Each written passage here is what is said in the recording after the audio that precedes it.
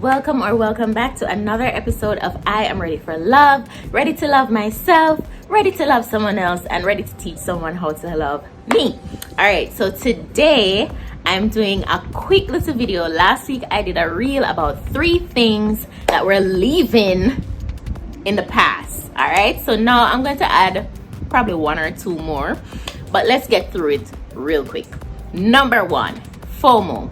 Fear of missing out. Okay, guys, we are going to keep that as it relates to relationships and probably other things too, but we're going to keep that in the past. Just because your relatives or your friends think it's about time now you get into a relationship, or you see your friends and family in relationships and you say, "I went on my time, why am I tell them I need to go talk to somebody?" And then you go and talk to the first person that comes knocking, and then you get yourself into problem, and then you cuss and say man are wicked and woman are wicked, just because you couldn't wait. You weren't patient enough to wait on somebody that would cherish you and that you could cherish as well, and you could enjoy your relationship. It's better to be happy in a relationship you waited for than in shambles with somebody that you don't even like. So let's keep FOMO in the past, guys. Number 2, the tit for tat mentality. Just because anything I do me I sue your back. Yeah, let's leave that in the past, because an eye for an eye makes the whole world blind. Yeah, guys, like, just leave. If you are unable to work out the situation, if you are unable to communicate your disagreements, if you are unable to communicate that you are not happy or satisfied with how you're being treated, or you have communicated that and it's not changing for whatever reason, and you're thinking, I don't think I can do this for the rest of my life, then just leave. Nobody do it back. If the somebody thief your money, it don't make sense to go thief back for them money. 2 wrongs just don't make a right. Alright, so let's move on from that one. The next one is taking past hurts into your new situation. Whether it be a relationship, romantically, or a friendship, or your family.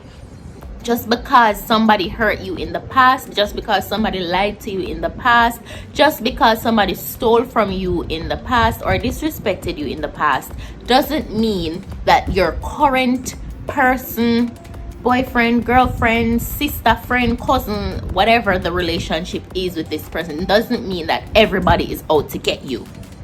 You understand? Because you could be pushing yourself into a self-fulfilling prophecy.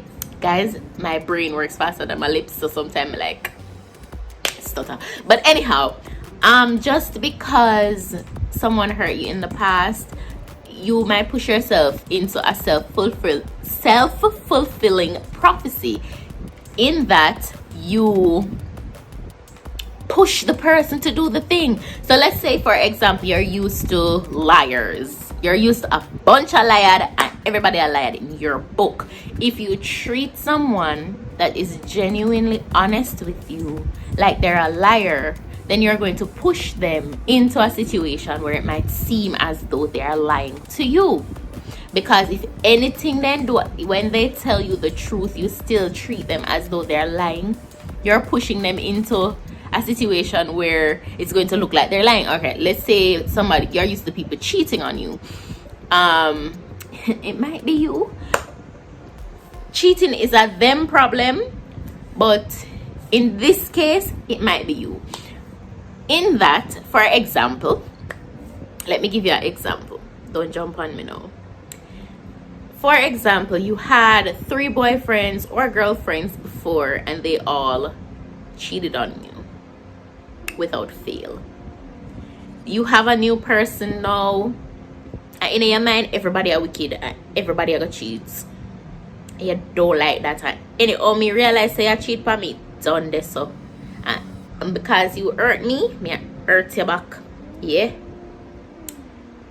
And you believe in your mind, without evidence, that this person is now cheating on you, and you start to treat the person as though they're cheating on you. I.e., you call on their phone every time they left the house. You dig down their phone as soon as they come back. You ask them what you did there, what you do, who did the video. You ask them, friend them, you did that with him for true. Baga baga. You're going to push the person into the arms of somebody else that is less nagging. Yeah, friend, stop that. Work on your issues so that you're better able to be positive minded in another relationship. Because if you bring your baggage into the relationship and start to throw it on somebody that is innocent, then you're gonna hurt every relationship that you go into. All right, so the final thing that we're leaving in the past is the past. We are going to move forward, trying to heal, and the way that we do that is we seek help from a therapist. Yes, guys, I know that as a people, as a culture, we're not really therapy, like, you know, we don't really So we're going to seek a therapist that can help us, a counselor, somebody that doesn't know you, so that they can give you advice.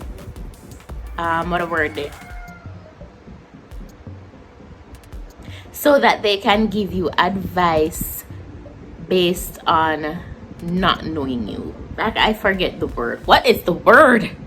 Anyways, we're going to read self-help books, and if you're not a reader, watch self-help videos.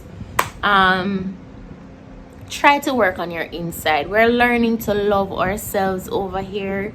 We are learning to love someone else over here. And there is no way you can teach someone how to love you if you don't know how to love yourself, friend. All right? So those are my 4 little tips for this year and moving forward. This is what we're gonna do. We're gonna be healthy minded, healthy hearted. We're gonna be healthy right through. Okay? See you guys in the next episode. Pick up on yourself.